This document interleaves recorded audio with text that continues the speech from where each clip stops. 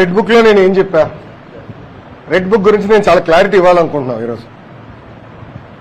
నా ప్రతి స్పీచ్ చూడండి, ఎవరైతే చట్టాలు ఉల్లంఘించి కార్యకర్తల్ని ప్రజల్ని ఇబ్బంది పెట్టారో వాళ్ళని నేను వదిలిపెట్టాను అని స్పష్టంగా హామీ ఇచ్చాను. మళ్ళీ రిపీట్ చేస్తున్నా, చట్టాలు ఉల్లంఘించిన ఓకే.